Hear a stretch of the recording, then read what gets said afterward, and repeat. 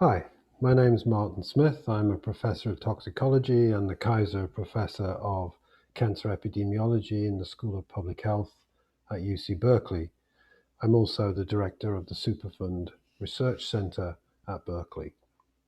I'm going to talk to you today about the effects of toxic chemicals on the blood and bone marrow in an electrical toxicology of the blood and bone marrow.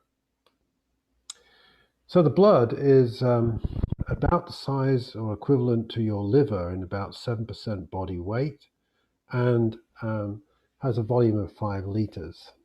The process of forming the cellular components of the blood is called hematopoiesis or hemopoiesis. And all of the cellular blood components are derived from so-called hematopoietic stem cells. Now, you make about 1 trillion new blood cells every day in order to maintain steady state levels in your peripheral blood. You need these cells to fight infection, carry oxygen, and clot your blood should you cut yourself or bruise. The three major types of blood cells are erythrocytes, which are red blood cells, leukocytes, white blood cells, and thrombocytes, which are platelets which clot your blood. Now this shows a scheme of this process of hematopoiesis, beginning with, at the top, a multipotential hematopoietic stem cell. This differentiates into either a common myeloid progenitor cell or a lymphoid progenitor cell. Now on the right, you can see the lymphoid progenitors become lymphocytes, T and B cells, or natural killer cells. These are the cells which make antibodies and which kill viruses. And so they're very important in your immune system. On the left-hand side, you'll see common myeloid progenitor. It can become most of the other cells of the blood system, including the formation of platelets, red blood cells, and myeloblasts become white blood cells, such as neutrophils, which fight bacteria in your lungs and in your tissues every day, along with macrophages, which are derived from monocytes. Now, the process of damaging the hematopoietic system is called hematotoxicity, and this is usually measured by counting the number of blood cells which are present in your blood and measuring the ability of the progenitor or stem cells to grow in culture. Now, there are several chemicals which we know are hematotoxicants. This includes cancer chemotherapy drugs and benzene. But another classic hematotoxicant is ionizing radiation of the type found in X-rays. Now, if I want to measure the blood, the cells in your blood and count them, I do that with what's called a complete blood count. And you may have had this done at your doctor's, and you get basically a numeration of the different types of blood cells and the level of hemoglobin, for example, that's present in your blood. This is typically done with a machine, but can also be done with a simple slide and looking under a microscope. Now this tells you the number of cells that are present in the blood. Normally you would have about 5 million erythrocytes per milliliter of blood. You'd have about 4,000 neutrophils, and you would have smaller numbers of these other specialized types of white blood cells, around 2,000 lymphocytes per mil, and you'd have a large number of platelets, 200,000 or 300,000 typically, in your blood.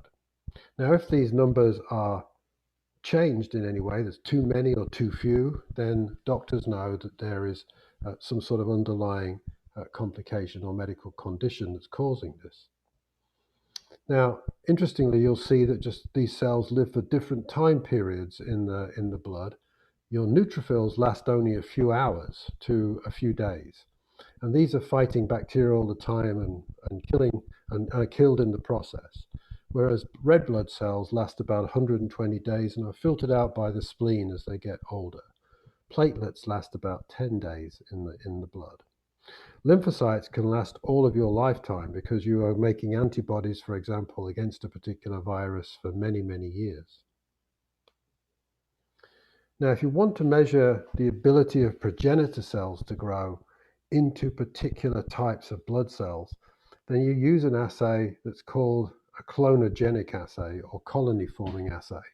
And you measure burst forming units if you're talking about erythrocytes, and colony forming units if you are talking about neutrophils. So, for example, if you want to measure the ability of progenitor cells to become neutrophils, you put these progenitor cells into cell culture, you give them tissue culture materials which make them grow into neutrophils, and you measure these colony forming units or burst forming units. And this is a way of determining basically the functionality of the progenitor cells in someone's body.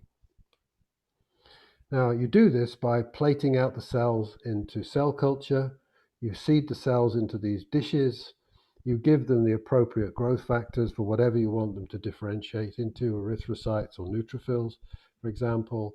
You then monitor these under the microscope, and you can see that as weeks go by, colonies are formed, and you can actually count the number of colonies, fix and stain them, and measure their size, and talk about the number of colonies that are formed. And you can also use this type of assay to look at the effect of a drug or a chemical on bone marrow progenitor cells in cell culture.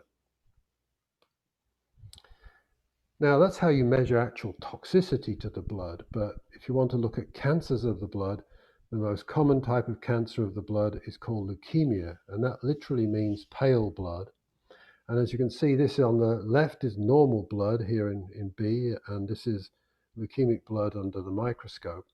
You can see that in leukemic blood, the serum becomes much paler. This is because there are far fewer platelets. The white cell, or buffy coat, as it's called, on top of the red cells becomes huge. Large numbers of white cells in the blood, very few erythrocytes. So basically, all cells go down except white blood cells become very common. Now, this is because what happens in leukemia is that normal growth and differentiation of blood cells is blocked. Now, white blood cells grow up in the bone marrow, basically. They start with a stem cell, you make a blast cell. This becomes a precursor cell, and then you get these mature blood cells which then pass into the bloodstream and function to kill bacteria, carry oxygen, or do other things. In leukemia, what happens is the blast cells, the so-called myeloblast cells, never become that precursor cell and don't become the functional end stage cells. They just stay in this blast stage. They're blocked in this manner, largely because of genetic changes that have occurred in the stem cell. And these increase in number, and when the number gets to be more than 20%, you're diagnosed with myeloid leukemia or acute myeloid leukemia, also known as AML. And AML is the most common form of leukemia in adults. Approximately 20,000 new cases of AML will be diagnosed in the US every year. And it's often preceded by another type of cancer of the bone marrow called myelodysplastic syndromes, abbreviated to MDS. And in my lectures on benzene and formaldehyde, I'll be talking about AML, myeloid leukemias, and MDS. And so you should think about this if you're going to listen to those.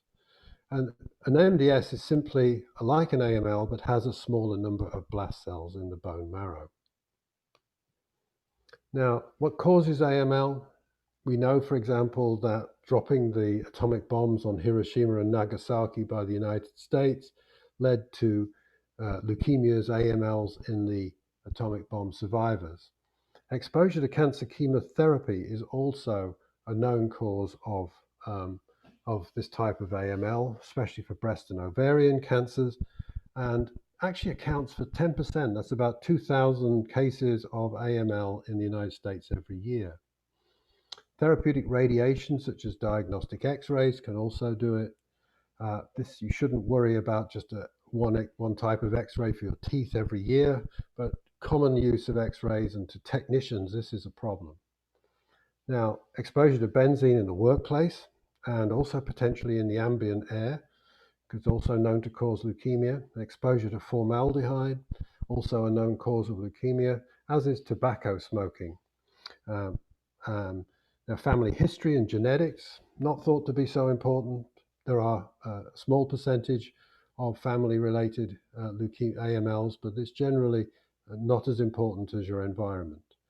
Other environmental factors such as pesticides have been suspected as causing leukemia. None of them have been firmly shown to be causes of leukemia. And obesity, especially in women, is known to be or thought to be a cause of AML, and further research is ongoing on that.